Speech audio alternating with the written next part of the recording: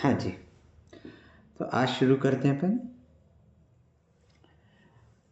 अपन जो पंचमी विभक्ति में पढ़ रहे थे उसमें एक चीज़ और आती है कि हमें पंचमी के रूप ही याद नहीं है।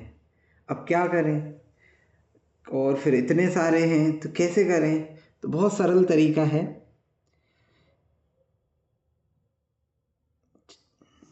जैसे मान लो अब गुरु है, गुरु को पंचमी में लिखना है ना। तो बस जिसका भी पंचमी का रूप लगाना उसमें तह जोड़ दो। गुरुतः विद्यालय तः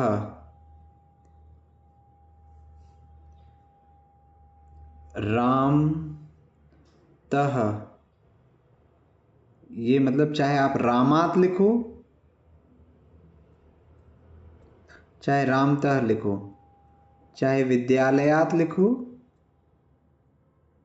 मतलब आप पंचमी का एक वचन लिखो चाहे तः प्रत्यय लगा दो।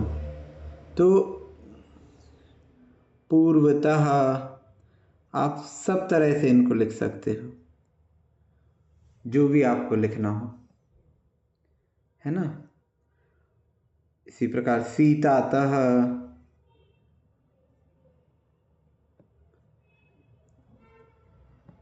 अब हमें लिखना है वह दिल्ली से आता है। वह दिल्ली से आता है तो वह आता है सह आगच्छति।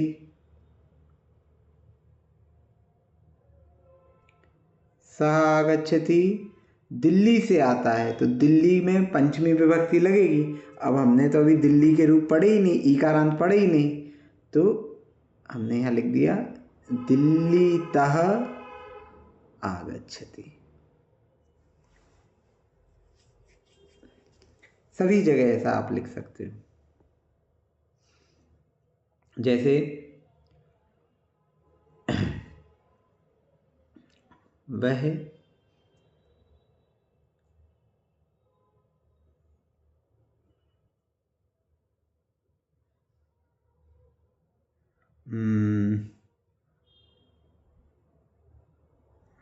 से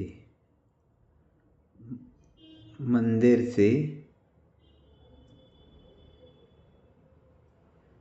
घर जाता है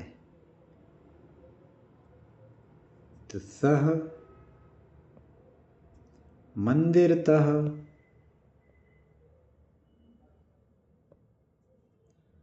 गृहं गच्छति।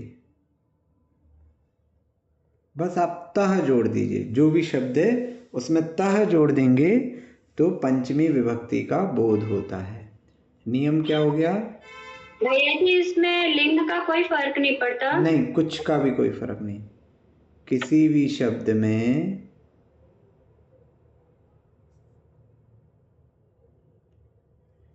तह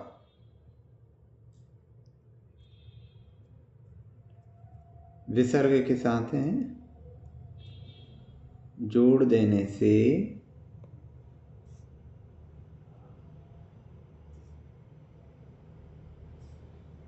पंचमी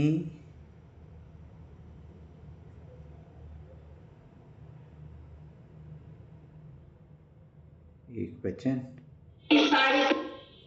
का बोध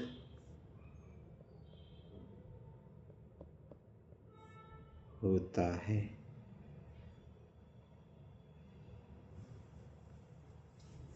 ठीक है, ये एक नियम रह गया था कल।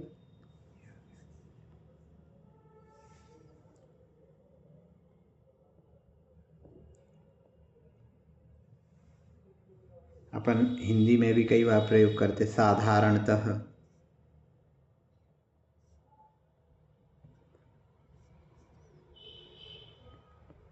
तो साधारणता से,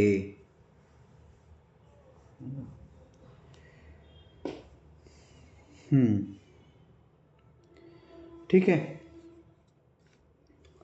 अब अपन चलते हैं आगे। षष्ठी विभक्ति की ओर। कल इतर के बारे में भी कुछ भैया जी आप डाले थे ना। हाँ, वो बताता हूँ अभी। अभी ये षष्ठी विभक्ति के नियम लिख लीजिए पहले। षष्ठी भैया जी ये आपने एक वचन के लिए बताया, अगर बहुवचन का होगा तब क्या लगाना है? फिर आपको विभक्ति लगानी है। अच्छा, फिर विभक्ति लगानी है। हाँ, फिर जी ठीक। षष्ठी विभक्ति में ये संबंध की सूचक होती है। संबंध किन में होता है? संबंध हमेशा दो पदार्थों के बीच में होगा, दो संज्ञा सर्वनाम, इन सब के बीच में संबंध होगा। संबंध कैसा? जैसे राम और पुस्तक, तो पुस्तक का स्वामी राम है, तो राम की पुस्तक, तो राम और पुस्तक का संबंध क्या है कि पुस्तक का स्वामी राम है। कर्ता और कर्म का संबंध बोल सकते हैं ना? नहीं, कर्ता कर्म का संबंध कैसे बोलेंगे? पुस्तक कर्म नहीं हुई। पुस्तक का क्या आगे हो रहा है आप कैसे कह सकते हो?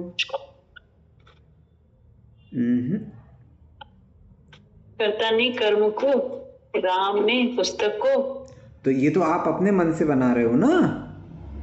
राम ने पुस्तक को, यहां हम कह रहे हैं राम की पुस्तक, पुस्तक का स्वामी राम है ना। राम की पत्नी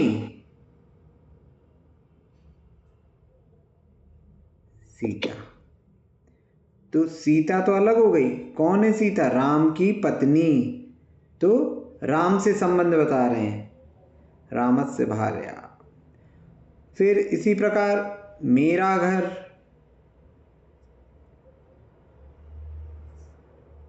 तुम्हारा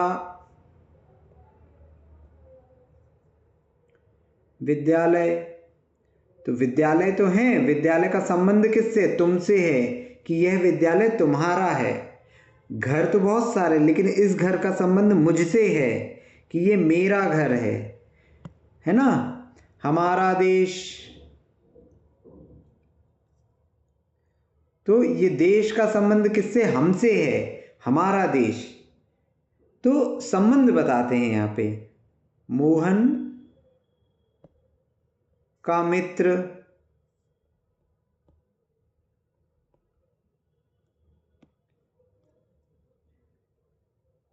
सीता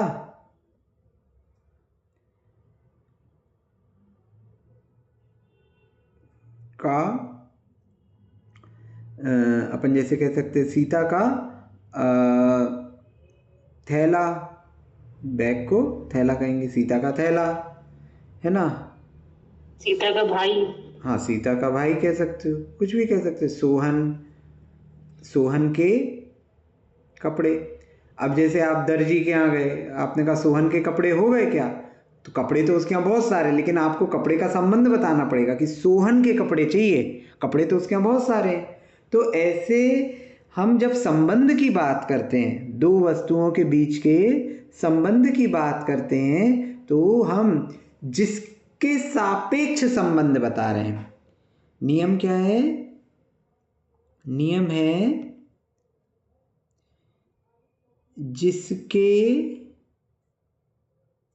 जिस वस्तु या संज्ञा के सापेक्ष संबंध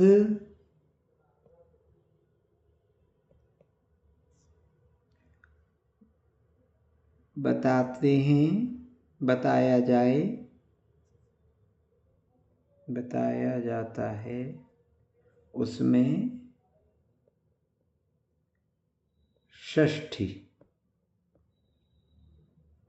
विभक्ति का प्रयोग होगा। देखो, संबंध हमेशा दो चीजों में होता है, एक चीज में कोई संबंध नहीं होता है ना। मेरी आत्मा, तो यहां आत्मा का संबंध किससे है? यहां मेरा संबंध, मैं जो हूँ वो आत्मा से संबंध है मेरा। तो संबंध किसका बताया जा रहा है? आत्मा का और मैं का। लेकिन किसके सापेक्ष बताया जा रहा है? आत्मा के सापेक्ष नहीं बताया जा रहा, मेरे सापेक्ष बताया जा रहा है। मेरी आत्मा है तो मैं में लगेगी षष्ठी। इसी प्रकार हमने जब कहा था राम की पुस्तक, तो पुस्तकें तो हैं और राम भी है ना। राम की पुस्तक, तो यहाँ पुस्तक भी अलग है, राम भी अलग है, लेकिन जो संबंध बताया जा रहा है वो किसके सापेक्ष बताया जा रहा है? राम के। तो राम में हो गई षष्ठी। अब इसी के विपरीत अगर हम पूछ लें, पुस्तक का स्वामी, आपको कक्षा में पुस्तक मिली, अब आपको नहीं पता किसकी पुस्तक है, तो आपने पुस्तक उठा के पूछा इस पुस्तक का स्वामी कौन है ना। तो अब आप किसके सापेक्ष बात कर रहे हो? आप पुस्तक के सापेक्ष बात करो कि आप पुस्तक का स्वामी कौन है। सापेक्ष मतलब किसके करस्पॉन्डिंग रिलेशन बताया जा रहा है। तो यहां पुस्तक में षष्ठी लग गई। समझ में आ रहा है? जब हम कह रहे हैं राम की पुस्तक, तो राम के सापेक्ष पुस्तक का बोध किया जा रहा है, तो राम के सापेक्ष बात हो रही, तो राम में षष्ठी विभक्ति लगी। जब हम कह रहे पुस्तक का स्वामी, तो पुस्तक में षष्ठी विभक्ति लगी। मेरी आत्मा, तो मुझसे संबंध बताया जा रहा है आत्मा का, मेरे सापेक्ष बताया जा रहा है, तो मैं में षष्ठी। क्या कह रहे हैं? कोई कुछ कह रहा था? हाँ भैया जी, मैं बोल रही थी कि जैसे हम लोग ने विभक्ति शुरू में पढ़ी थी, कर्ता ने कर्म को करण से संप्रदान के लिए अपादान से संबंध का की के रारी रे, तो ये तो वही सामान्य नियम ही चल रहा है ना अभी। तो नियम तो सामान्य है। नहीं, जैसे अब हम लोग ने द्वितीय, तृतीय, चतुर्थी, पंचमी के जो भी अलग से और नियम पढ़े, ये तो एक सामान्य नियम जो चलता है वही है ना अभी। तो हाँ, अभी वही है ना। अभी कोई अलग नियम तो नहीं है, जो हम लोग नॉर्मल पढ़ चुके हैं वही है ना। हाँ, है ना। तो हम जिसके सापेक्ष संबंध की बात करेंगे उसके लिए उसमें षष्ठी लगेगी। ठीक है। क्या है, अभी जो आपने नियम पढ़े, हमने पढ़ा था षष्ठी का के की, तो वो अपन ने किस अपेक्षा से पढ़े थे? वो अपन ने इस अपेक्षा से पढ़े थे कि अपन हिंदी से संस्कृत ट्रांसलेशन करेंगे। अब हमें जो ग्रंथ पढ़ेंगे, हम श्लोक आदि पढ़ेंगे, तो वो हमें किस में मिलेंगे? संस्कृत में मिलेंगे। तो हमको संस्कृत से हिंदी ट्रांसलेट करना है।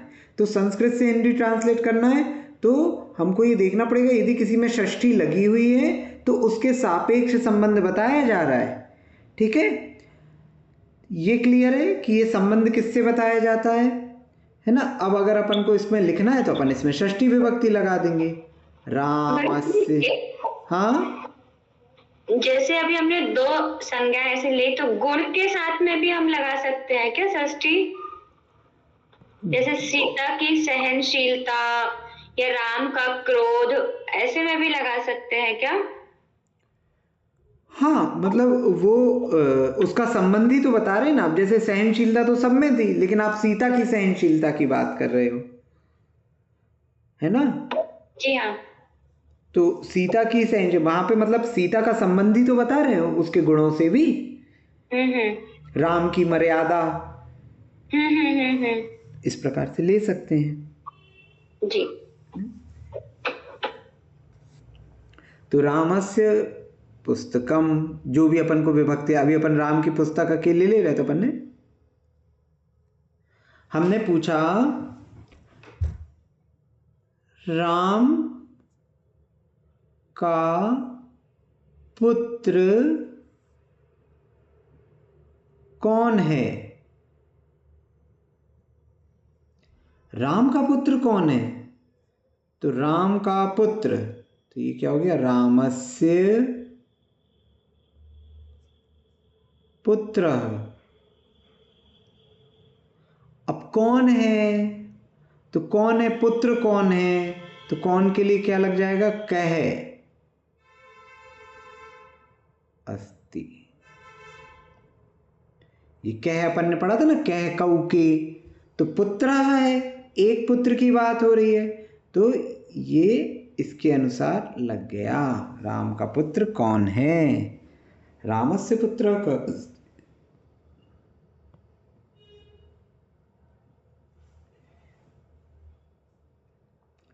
अब देखो, अभी आप कह रहे थे ना कि उसमें प्रथमा लगेगी।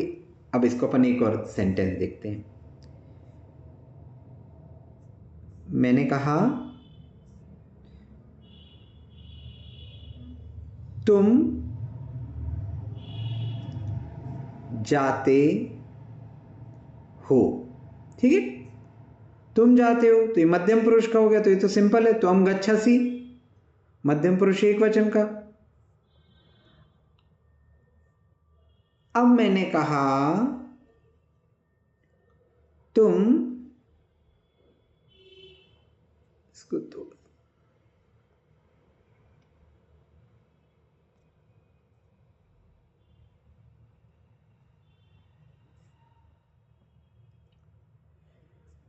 अब मैं इसको प्रश्नवाचक बना रहा हूं कि तुम किसके साथ जाते हो।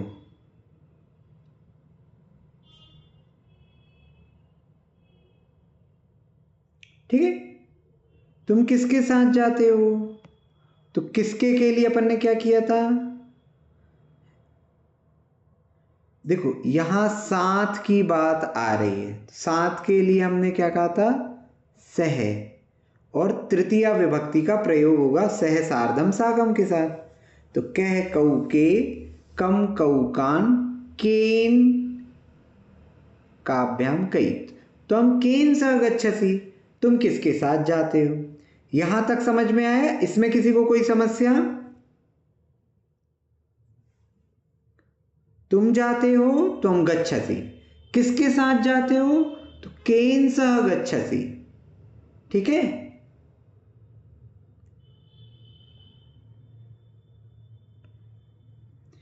अब आपसे किसी ने पूछा कहां जा रहे हो, आपने कहा बाजार जा रहे हैं। फिर उसने पूछा किसके साथ जा रहे हो, तो अब आपको उत्तर देना पड़ेगा। तो प्रश्न पूछा गया तुम केन सह गच्छसि, तो उत्तर क्या मिलेगा, मैं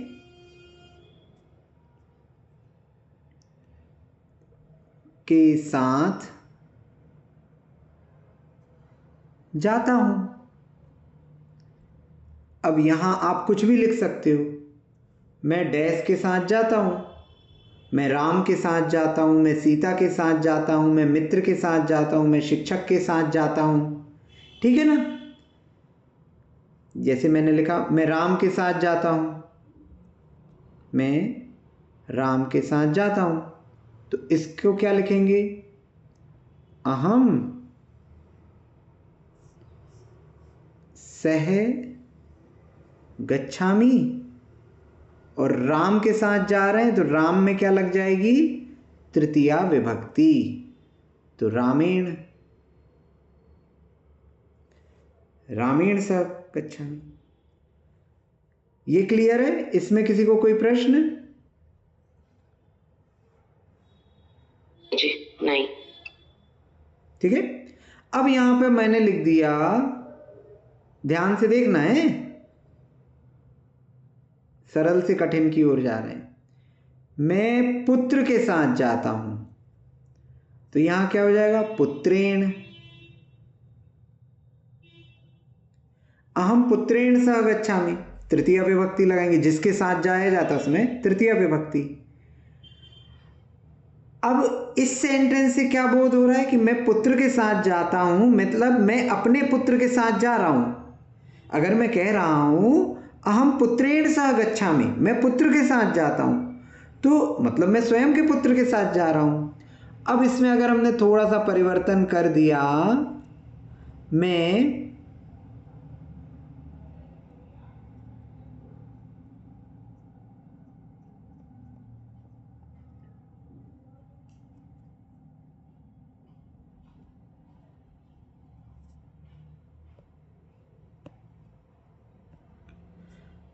राम के पुत्र के साथ जाता हूं, मैं राम के पुत्र के साथ जाता हूं, तो अब क्या है, अब इसमें जो पुत्र के साथ तो जा रहा हूं, लेकिन वो पुत्र किसका है, मेरा नहीं है, राम का है। मैं राम के पुत्र के साथ जाता हूं, मतलब राम का पुत्र है और उसके साथ में जा रहा हूं, तो क्या होगा, राम का पुत्र, तो यहां राम के पुत्र, राम और पुत्र में संबंध बताया जा रहा है, पुत्र राम का है, तो रामस्य पुत्रेण सह गच्छामि। तो ऐसा नहीं है कि षष्ठी के बाद अगले में प्रथमा विभक्ति या द्वितीय विभक्ति ही लगेगी। कर्म और संज्ञा में जो आप संबंध बोल रहे थे ना, यहाँ नहीं है वैसा, पुत्रेण आ गया। तो डिपेंड करेगा कि जिसका संबंध बताया जा रहा है, जिससे संबंध बताया जा रहा है, उन दोनों में क्या है ना। तो वाक्य पे निर्भर करेगा। ये समझ में आया। मैं राम के पुत्र के साथ जाता हूं तो अहम रामस्य पुत्रेण सह गच्छामि।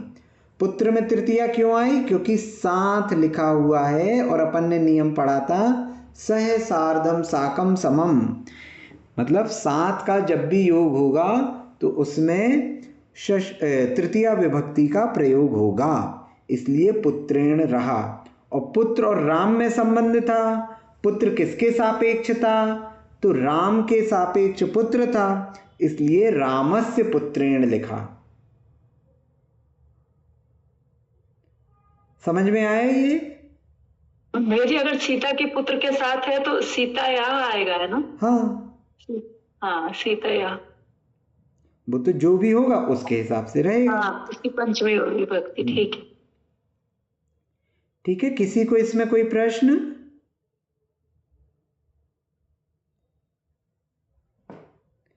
आगे चलें। जी भैया जी। अब मैंने कहा यह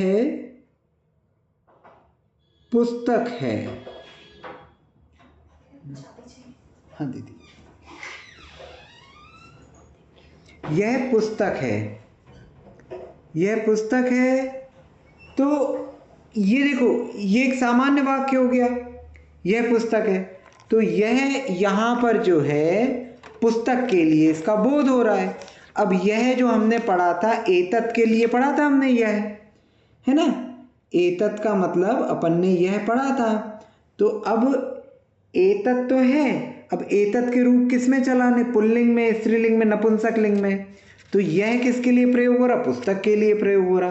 पुस्तक है नपुंसक लिंग, है ना। तो नपुंसक लिंग है, तो यहाँ पर क्या होगा? यहाँ पर अपन नपुंसक लिंग का उपयोग करेंगे। तो नपुंसक लिंग की विभक्ति क्या थी? एतत्, एते, एतानि। ठीक है। तो एतत् पुस्तक एक वचन है, तो एतत् का प्रयोग होगा, एतत् पुस्तकम।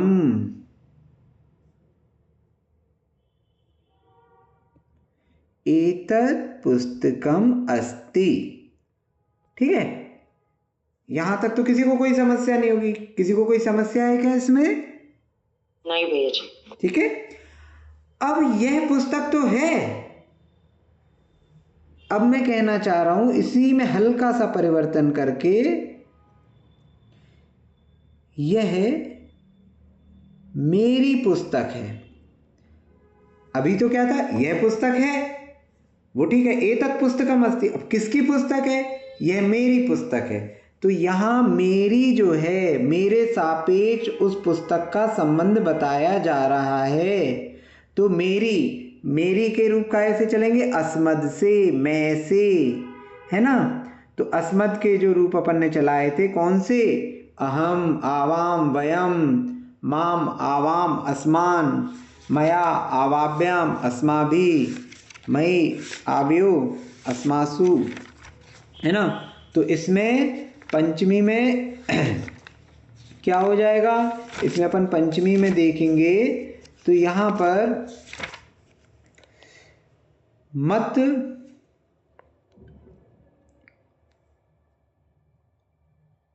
आवाभ्याम, सॉरी षष्ठी में मम आव्यो अस्माकम। तो मम, यहां पर मम का प्रयोग होगा। एतत् मम पुस्तकम अस्ति, यह मेरी पुस्तक है।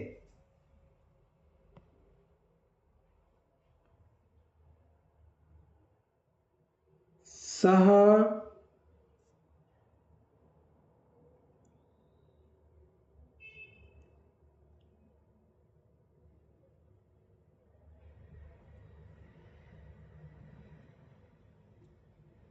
शिक्षकः, सह शिक्षकः, वह शिक्षक है। ठीक है। अब देखो यहां अस्ति नहीं लिखा लेकिन अस्थि का अर्थ ग्रहण कर लिया जाता है। ठीक है, सह शिक्षका, वह शिक्षक है। सह तव शिक्षकः,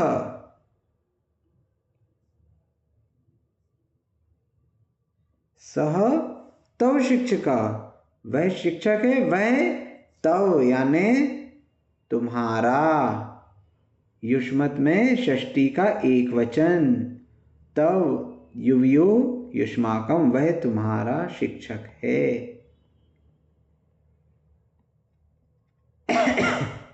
ठीक है,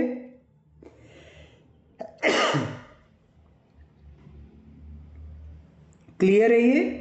कोई प्रश्न हो इसमें किसी को?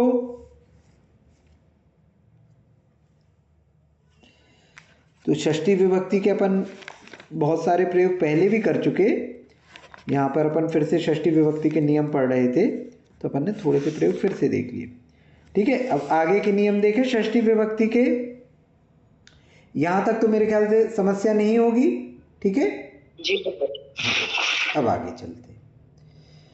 अब इसका एक और नियम है,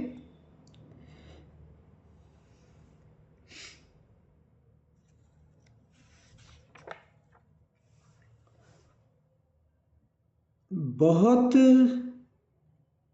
बहुतों में से एक को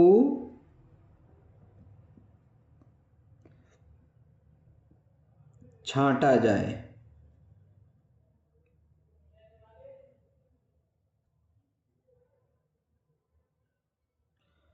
बहुत सारे पदार्थों में से एक पदार्थ को छांटा जाए तो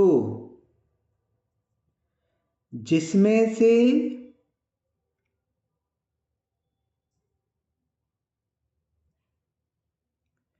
छांटा जाता है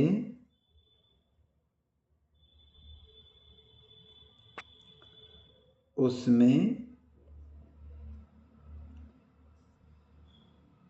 षष्ठी विभक्ति लगेगी। यहाँ पे सप्तमी भी लग सकती है, मतलब दोनों लगती हैं। सप्तमी के नियम में भी आएगा यही, तो षष्ठी या सप्तमी विभक्ति लगती है। कैसे छांटा जाए? कक्षा में छात्रों में से आपने एक छात्र को छांटा, है ना। बहुत सी जगह आप छांटते हैं। कपड़ों में से आपने एक वस्त्र को छांटा, आपके पास बहुत सारे वस्त्र थे, बहुत सारी धोतियाँ थी, आपने एक धोती को छांटा। आप बाजार जाते हैं, आप कोई चीज़ खरीद रहे हैं, तो कई सारे आपने सैंपल देखे, उसमें से एक को छांटा। तो अब कैसे इसका प्रयोग होगा? जैसे मैं कहूँ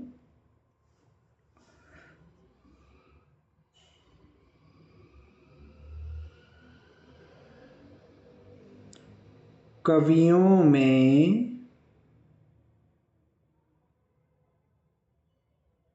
धनंजय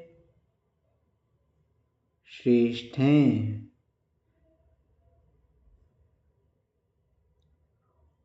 तो धनंजय श्रेष्ठ हैं, धनंजय कवि थे ना जिन्होंने विशापहार स्तोत्र लिखा था। तो धनंजय कवि श्रेष्ठ हैं।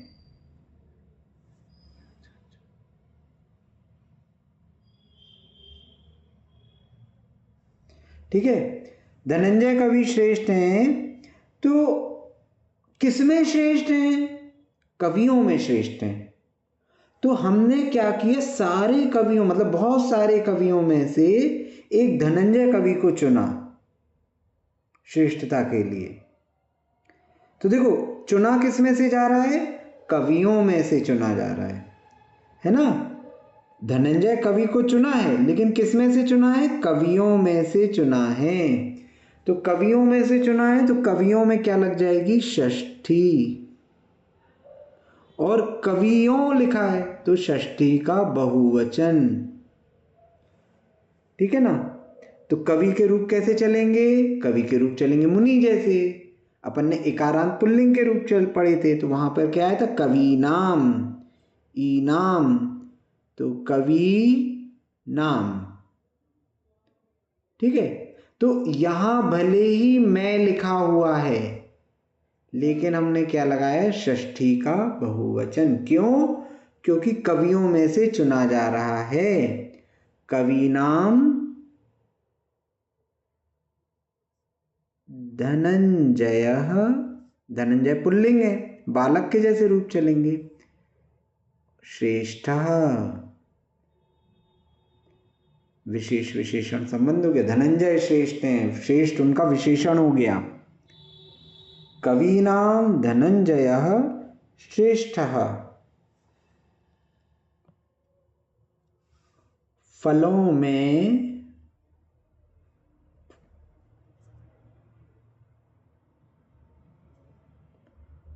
आम मीठा है, और फल भी मीठे होते हैं, अपन वाक्य की दृष्टि से देख रहे हैं, ठीक है। तो आम को आपने किस में से चुना? सभी फलों में चुन लिया, ठीक है। सभी फलों के बीच में आम मीठा है, तो फलों में से चुन रहे हैं, तो फलों में क्या लग जाएगी? षष्ठी, बहुवचन, क्योंकि फलों में बात हो रही है। और इसमें सामान्य से बहुवचन ही लगेगा, क्योंकि बहुत से पदार्थों में से ही तो एक चुनोगे, एक में से एक चोरी चुनोगे। तो भैया जी, तो इसमें सप्तमी भी तो लग सकती है, अभी नियम में आपने लिखवा है ना कि हाँ, तो अभी अपन जब सप्तमी के नियम पढ़ेंगे ना, तब अपन वो भी पढ़ेंगे, है ना। अच्छा अच्छा। हाँ, फलानाम आम्रः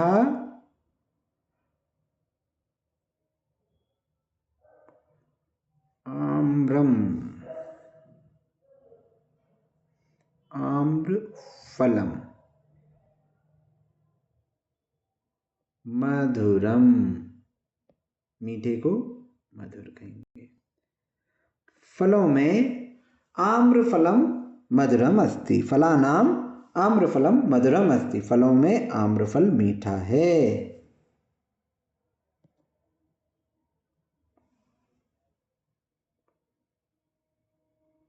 लोगों में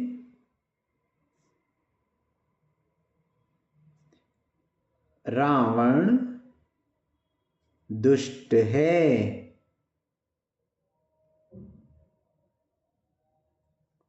ठीक है। तो लोगों में यहां लग जाएगी षष्ठी, तो जनानाम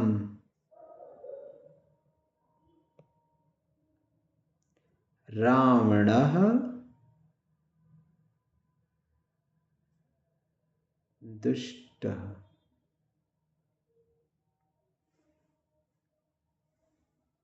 ठीक है ना।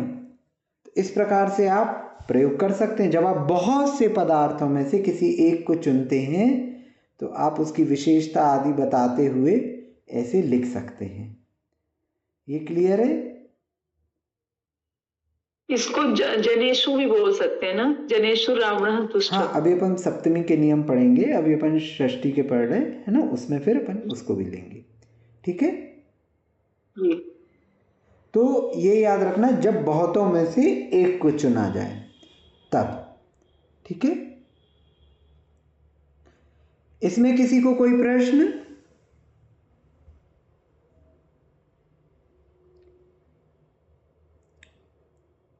आगे चलें। अब देखिए,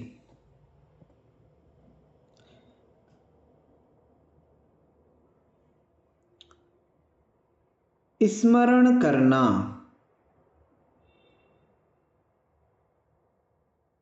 ये हुई क्रिया।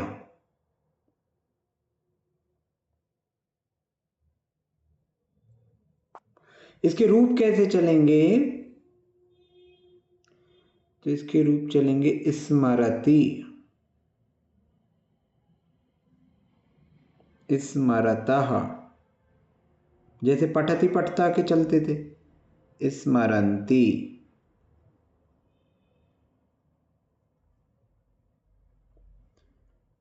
स्मरसि,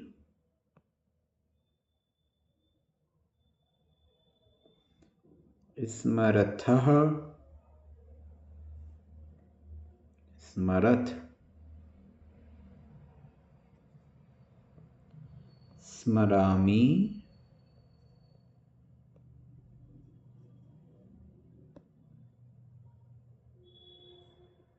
स्मरावः, स्मरा,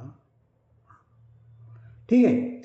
तो इसका अर्थ क्या है? स्मरण करना, हम किसी को याद कर रहे हैं।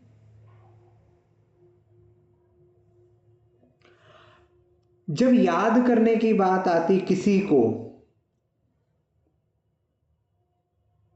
तो आप दो प्रकार से याद करते हैं।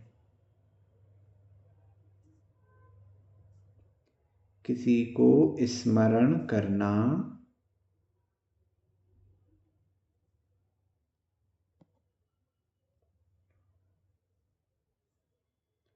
एक तो आप सामान्य से याद कर लेते हैं, या खुशी से याद कर लेते हैं, ठीक है ना। किसी की आपको पुरानी बात याद आ गई, अपने मित्र की, किसी की, तो आप खुश हो गए। कई बार अपन बैठे बैठे हंसने लगे, किसी ने पूछा क्यों हंस रहे, तो हमें मित्र की याद आ गई, हमें अपने पुत्र की याद आ गई। मतलब जब आप याद करके खुश हो रहे हैं। सामान्य से कैसे याद आती है? अब मान लो आपको किसी से कोई काम है, वो आया नहीं अभी तक, है ना, वो पोस्टमैन नहीं आया या ये नहीं आया फलाना, तो इस प्रकार से सामान्य से याद आती है। अब एक याद आपको आती दुख से, है ना। किसी का वियोग हो गया है तो आप दुख पूर्वक उसको याद करते हैं। जैसे अभी अपन लोगों ने परसों डाला कि गुरुजी को 10 माह हो गए, तो ये अपन याद तो कर रहे हैं लेकिन दुख से कर रहे हैं, है ना। ऐसे ही मतलब अपन मान लो आज हमें याद ही नहीं रहा, आज उसका जन्मदिन है, उसको फ़ोन लगाना है, आज हम सुबह से उसको याद कर रहे हैं, तो हम खुशी से याद कर रहे हैं, है ना। हमारा कोई रिश्तेदार दूर चला गया, हमें उसकी याद आ रही है, हम दुखी हो रहे हैं, तो हम दुख से याद कर रहे हैं। तो कभी कभी हम दुख से भी याद करते हैं, कभी कभी हम खुशी से या सामान्य से भी याद करते हैं। तो जब हम सामान्य से या खुशी से याद करते हैं तो द्वितीया विभक्ति लगती है। किसमें? जिसको याद किया जाए, जिसको याद करें। और यदि दुख से याद करते हैं तो षष्ठी विभक्ति लगती है, जिसको याद करें।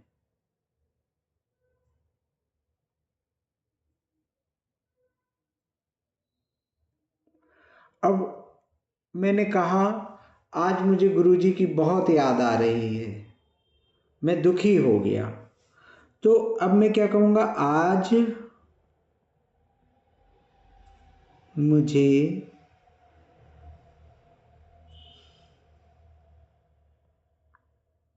गुरुवर की याद आ रही है।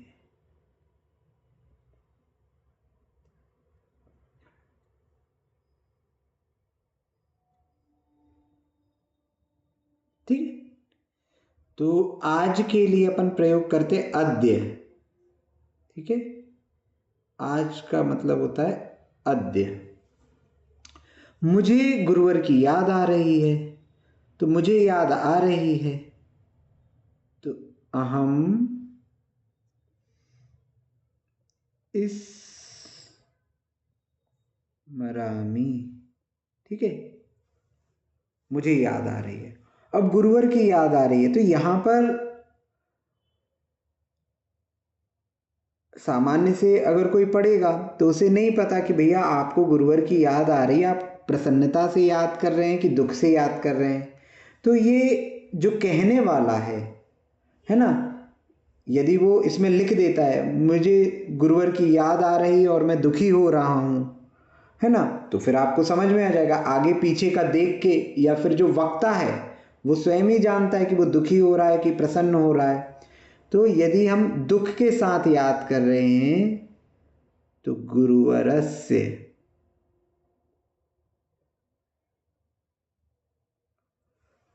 अद्य अहम गुरुवरस्य स्मरामि, आज मैं गुरुवर को याद कर रहा हूं, दुख से याद कर रहा हूं।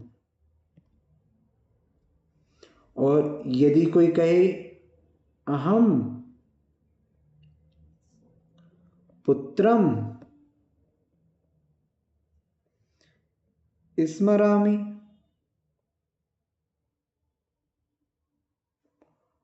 अहम पुत्रम स्मरामि, मैं पुत्र को याद करो। यहां क्या कर रहा है, वो प्रसन्नता से याद कर रहा है, क्योंकि यहां द्वितीय विभक्ति लगी है, और यहां गुरुवरस से दुख से याद कर रहा है।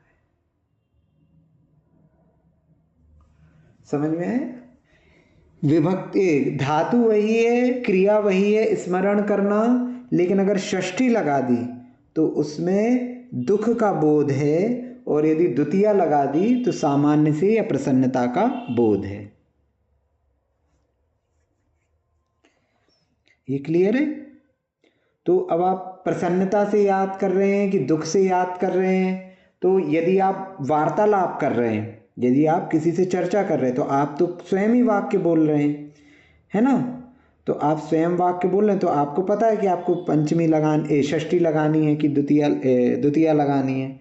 और अगर लिखा हुआ है कहीं संस्कृत में, तो संस्कृत में अगर षष्ठी विभक्ति लगी हुई है तो आप निर्णय कर सकते हैं कि ये दुख से याद किया जा रहा है।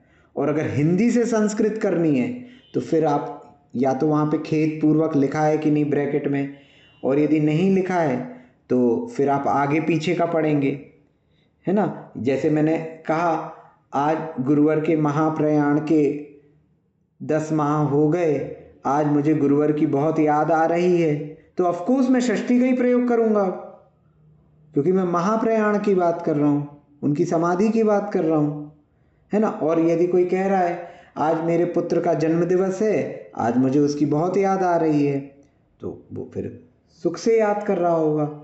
तो इस प्रकार से आगे पीछे से हमको समझ में आएगा कि दुख से याद किया जा रहा है, सुख से याद किया जा रहा है। तो यदि दुख से याद किया जा रहा है तो षष्ठी का प्रयोग कीजिए, और सुख से याद किया जा रहा है या सामान्य से याद किया जा रहा है तो द्वितीया का प्रयोग कीजिए। समझ में आया ये आप लोगों को?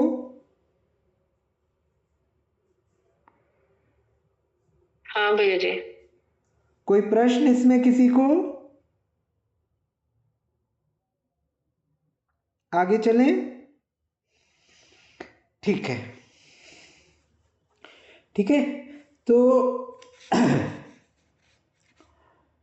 अभी एक चीज याद रखिए कि नियम एक एक विभक्ति के बहुत सारे हैं, और अपन थोड़े थोड़े समय में फिर और नियमों को भी पढ़ेंगे, लेकिन उन नियमों के बेस में जो चीज़ें हैं उनका अभी अध्ययन नहीं हुआ है, तो इसीलिए वो नियम आपको अभी नहीं बताए जा रहे हैं। जैसे जैसे हम एक एक टॉपिक कंप्लीट करते जाएंगे तो आगे और नियम भी आपको बताए जाएंगे। ऐसा नहीं है कि अभी नियम पूर्ण हो गए, नियम बहुत सारे हैं अभी, ठीक है। अब इसके आगे अपन चलते हैं, और सप्तमी विभक्ति,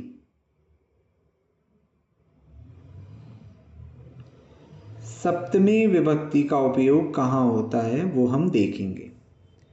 सप्तमी विभक्ति मूलतः होता है अधिकरण, अधिकरण में। अब अधिकरण क्या होता है भैया?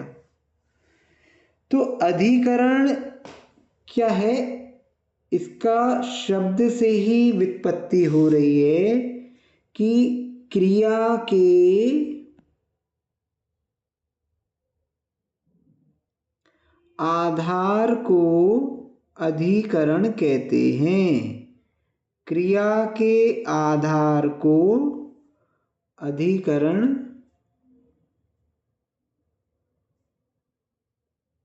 कहते हैं। अब क्रिया का आधार क्या होता है?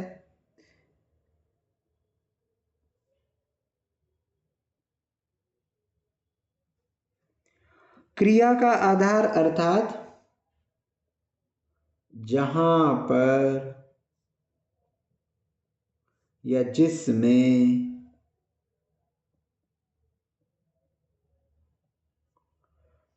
कार्य किया जाए।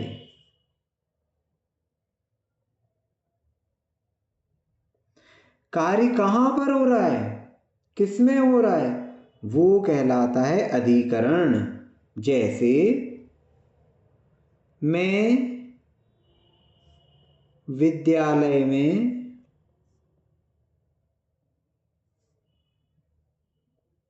पढ़ता हूं, तो क्रिया क्या है, पढ़ना। क्रिया का आधार क्या है, कहां पर क्रिया हो रही है, तो क्रिया हो रही है विद्यालय में, तो विद्यालय होगा अधिकरण, यहां लग जाएगी सप्तमी। माता रसोई में भोजन बनाती है, तो कहाँ भोजन बना रही है, रसोई में, तो रसोई हो गई अधिकरण। ठीक है, माता रसोई में भोजन बनाती है। मैं मैदान में खेलता हूं, है ना, तो मैदान हो गया अधिकरण। टेबल पर, टेबल नहीं, मेज,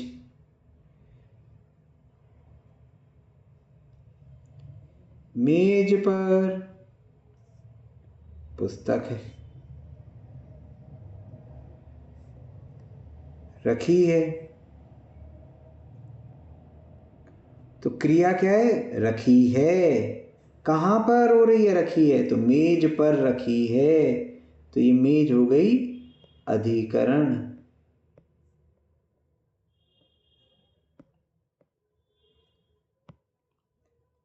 आसन पर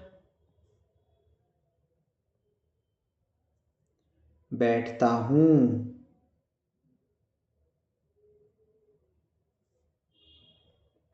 बैठना क्रिया है, किसके ऊपर हो रही है, आसन पर, तो ये हो गया अधिकरण, यहां लगेगी सप्तमी।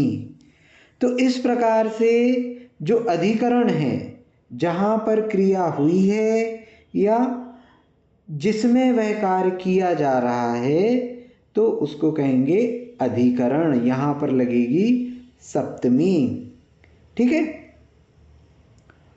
तो अब जैसे अपन यही देख लें, आसन पर बैठता हूं, तो बैठने को क्या कहते हैं, उपविशति, तो यहां पर हो जाएगा उपविशामि, बैठता हूं, उपविशानी, कहाँ, आसने, सप्तमी। राम के जैसे रूप चलेंगे, रामय रामो रामा, सप्तमी में क्या होता था, रामे रामयो रामेशु, तो आसने उपविशामि, आसन पर बैठता हूं।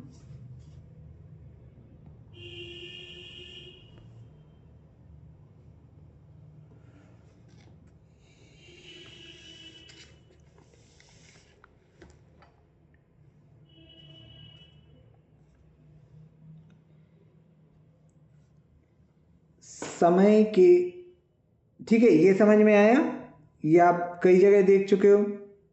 विद्यालय में पढ़ता हूं, विद्यालय में यदि हम लें,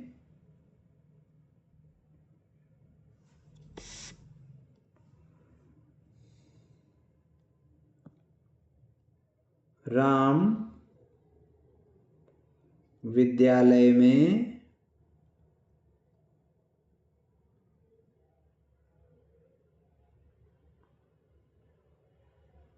पढ़ता है, तो रामः पठति।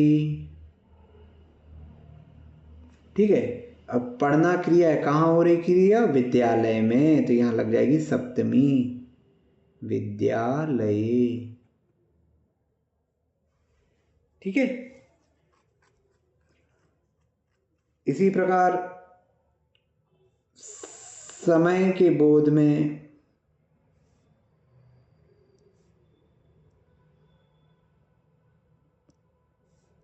दूसरा नियम, समय के बोध में जब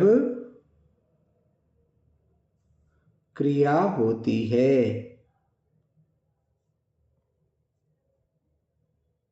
जब क्रिया होती है उस समय के बोध में सप्तमी लगती, ये अपन बहुत प्रैक्टिस कर चुके हैं। सप्तवादने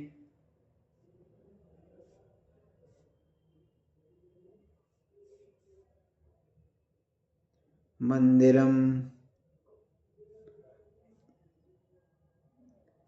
गच्छामि, 7 बजे मंदिर जाता हूँ।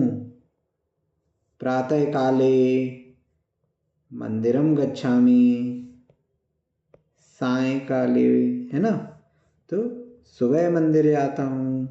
तो जब भी हम इस प्रकार की बात करेंगे किस समय में क्या क्रिया हो रही है, तो समय जो दिया जा रहा है, प्रातः काल दें चाहे एग्जैक्ट टाइम बता दें, तो उनमें क्या लगेगी, सप्तमी विभक्ति। क्रिया किस समय हो रही है, ठीक है ना। समय के बोध में जब क्रिया होती है तो उस समय के बोध में सप्तमी लगती है। और अभी अपन तीसरा नियम जो था वो पढ़ चुके हैं कि बहुतों में से जब छांटा जाए, बहुतों में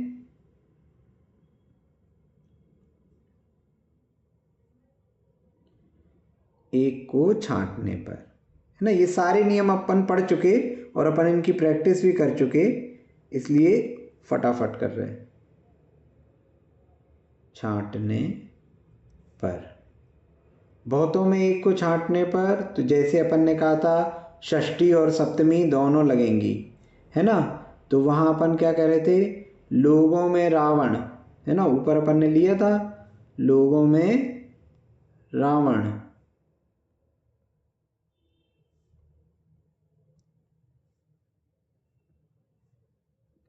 दुष्ट है, तो अपन ने वहाँ पे किया था जना नाम रावण दुष्टा, तो यहाँ अपन जनेशु कर देंगे, सप्तमी लगा देंगे।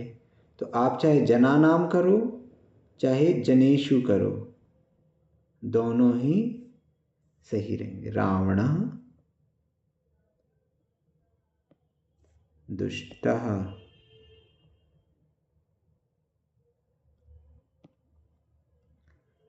फलेषु आम्र फलम मधुरम, है ना। अपन ने अभी क्या किया था, फलानाम आम्र फलम मधुरम, तो यहाँ हमने कर दिया फलेषु, सप्तमी का प्रयोग कर लिया। षष्ठी भी कर सकते थे, फलानाम भी कर सकते थे, फलों में आम का फल मधुर है, ठीक है। तो ऐसे करके आपकी ये सप्तमी विभक्ति भी जहाँ जहाँ लगती है, लगती तो बहुत सारी जगह है, लेकिन अभी फिलहाल में अपन जो प्रयोग कर रहे हैं तो वो हो गया। तो आपकी प्रथमा से लेके सप्तमी विभक्ति तक के नियम हो गए। आप लोगों को करना ये है, आज का होमवर्क है और ये सोमवार तक देना है आपको, क्योंकि आप लोग व्यस्त रहते हैं, एक दिन में होमवर्क हो नहीं पाता आप लोगों का। तो आप लोग शनिवार और रविवार दोनों दिन का समय लेके आपको प्रथमा से लेके सप्तमी तक के जितने नियम अपन ने पढ़े हैं उनको अच्छे से लिख के भेजिएगा। और मेरा हाथ जोड़ के निवेदन है सबसे कि आप लोग जो होमवर्क करके भेजते हो उसको मतलब ऐसा भेजो कि मैं पढ़ सकूं, है ना। ऊपर लिख के, मार्जिन के यहाँ लिख के, थोड़ा सा आड़ा लिख के, थोड़ा सा तिरछा लिख के, मुझे ढूंढना पड़ता है कहाँ पे क्या लिखा हुआ है। क्या होता है, अपन बनाते हैं, काटा पीटी होती है, वो मैं मानता हूँ, लेकिन एक बार उसको फेयर करके भेज दो। मेरे को कई बार समझ में ही नहीं आता कि कहाँ क्या लिखा हुआ, फिर मैं ढूंढता रहता हूँ बैठ के। तो थोड़ा सा उसको फेयर करके, तो क्या है, आपके नोट्स भी बन जाएंगे और एक बार चेक भी हो जाएगा कि आपके नोट्स में कहीं गलती तो नहीं है। तो ठीक है, अलग अलग उसको लिख के, और कोशिश कीजिए कि 7 पेजों में अलग अलग लिखें, तो ताकि जो भविष्य में और नियम लिखवाए जाएंगे तो उनको आप उन्हीं के नीचे ऐड कर लें। कल से अपन संधि प्रकरण पुनः चालू करेंगे। कल से अपन व्यंजन संधि और विसर्ग संधि में कार्य करेंगे, ठीक है। तो यहाँ तक का अपना हुआ। इसमें किसी को भी कोई प्रश्न हो मुझे व्हाट्सएप कर सकता है, पूछ सकते हैं। और आपको सोमवार तक सारे नियम लिखकर भेजने हैं, यही आपका गृह कार्य है। इसके अतिरिक्त अभी कुछ गृह कार्य नहीं दे रहे, ठीक है। और कल से, कल शनिवार है ना, आज शुक्रवार है।